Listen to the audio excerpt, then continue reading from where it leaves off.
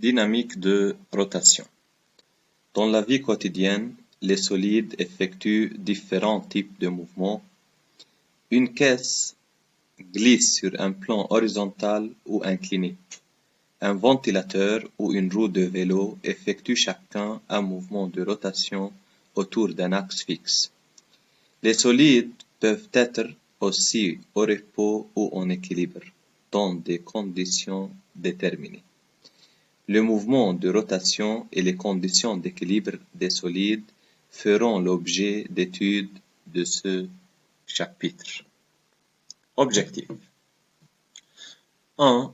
Distinguer le mouvement de translation du mouvement de rotation d'un système indéformable. 2. Définir le moment d'inertie d'une particule par rapport à un axe de rotation. 3. Déterminer le moment d'une force par rapport à un axe de rotation. 4.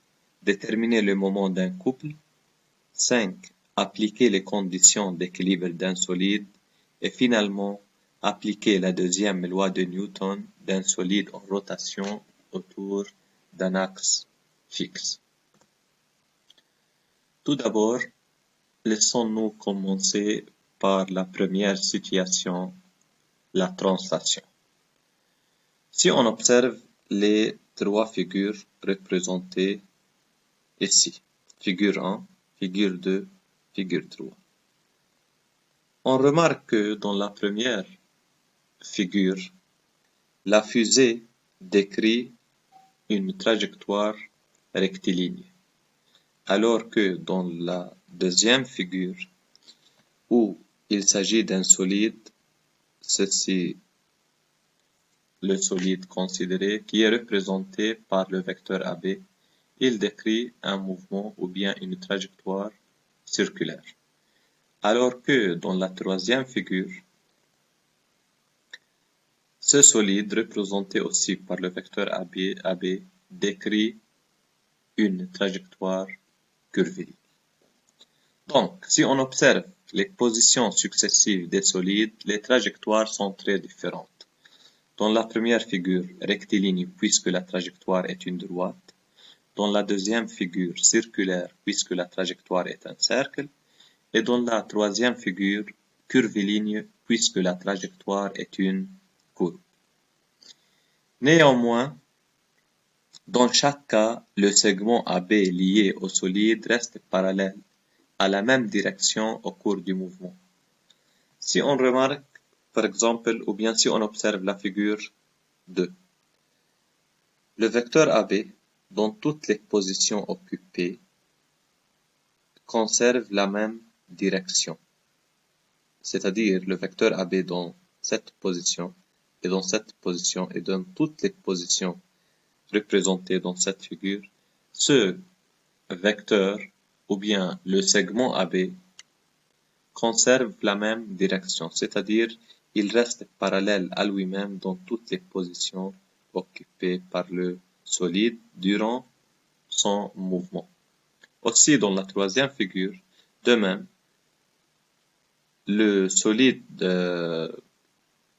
observé, il est représenté par le vecteur AB. De même, par exemple, à l'instant T1, on considère le vecteur ou bien le segment A1, B1. Et à l'instant T2, on considère le segment A2, B2. Si on compare la direction entre les deux instants du segment AB, on remarque que la direction est parallèle à lui-même. C'est-à-dire le vecteur AB, soit dans la position A1, B1, soit dans la position A2, B2, il est toujours parallèle à lui-même ou bien il conserve sa direction. Dans les trois cas, des mouvements de translation prennent lieu. Donc, il s'agit d'un mouvement de translation dans les trois figures, malgré la différence par la forme de trajectoire. Rectiligne dans la première, circulaire dans la deuxième et curviligne dans la troisième. Donc, un solide est en mouvement de translation lorsque tout segment reliant deux points quelconques de ce solide conserve une direction constante, c'est-à-dire lorsqu'il reste parallèle à lui-même au cours du mouvement.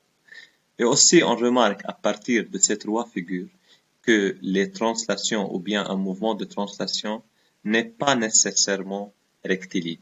Il peut être rectiligne lorsque la trajectoire est une ligne droite et il peut être circulaire lorsque les différentes positions occupées forment un cercle, ou bien curviligne lorsque les différentes positions occupées par le solide durant sa translation forment une courbe. Si on prend en considération ou bien on observe la deuxième figure, où il s'agit d'un solide représenté par un vecteur AB et qui décrit une trajectoire circulaire. On remarque que le point A et B ont la même trajectoire, c'est-à-dire si on prend en considération par exemple tout d'abord le point B, on remarque que B décrit ce cercle centré en haut B. De même, le point A décrit ce cercle, ce deuxième cercle, centré en OA. On constate que les deux centres OA et OB sont distincts, c'est-à-dire les deux centres ne sont pas confondus, sont distincts. Si on va, ou bien si on a l'objectif, par exemple, d'obtenir le cercle B, ou bien le cercle relatif au point B, à partir du cercle relatif au point A. Tout simplement, on peut obtenir le cercle décrit par B à partir du cercle décrit par A par une translation.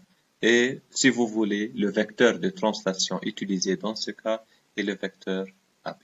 Donc, dans n'importe quel mouvement de translation, les trajectoires des différents points d'un même solide qui est en translation, ces trajectoires sont identiques et ces trajectoires aussi peuvent être déduites l'une de l'autre par translation.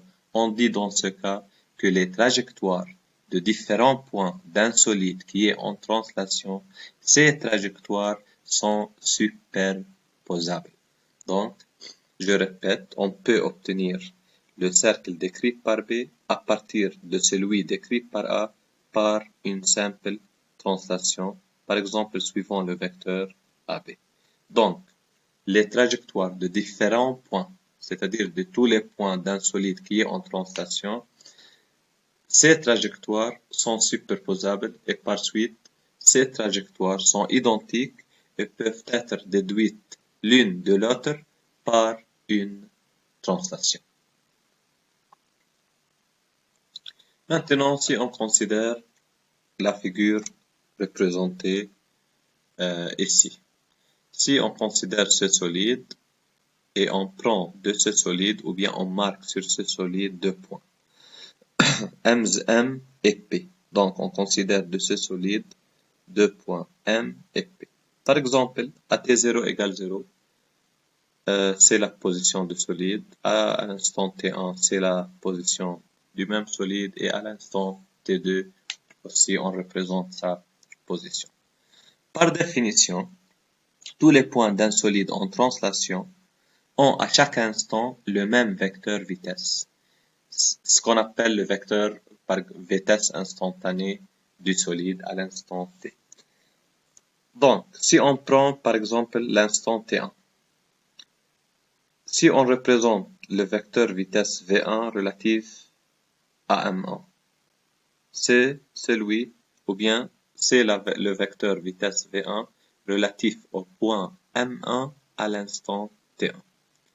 Encore, au même instant T1, si on représente par exemple le vecteur vitesse relatif au point P1. Donc, je répète, on prend tout d'abord deux points de ce solide, M et P.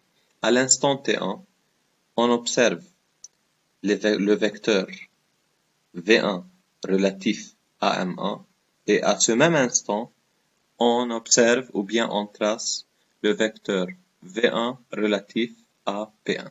on constate que les deux vecteurs sont identiques. Et lorsque deux vecteurs sont identiques, c'est-à-dire, ou bien lorsque deux vecteurs sont égaux aussi, c'est-à-dire les deux vecteurs possèdent la même direction, le même sens et la même valeur.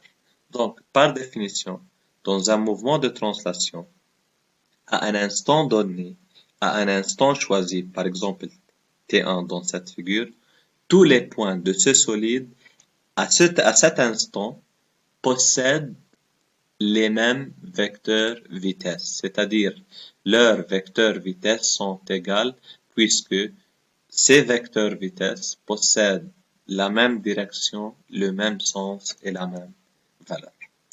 Par contre, au cours d'un mouvement de translation, c'est-à-dire d'autre part, si on choisit deux instants, par exemple T1 et T2, le vecteur vitesse d'un même point peuvent être modifiés. C'est-à-dire, si on remarque ou bien si on observe le même point, mais maintenant à deux instants donnés. C'est-à-dire, si on compare la vitesse du même point, par exemple du point M, à l'instant T1 et à l'instant T2, ce vecteur peut être variable ou bien peut changer. Pourquoi?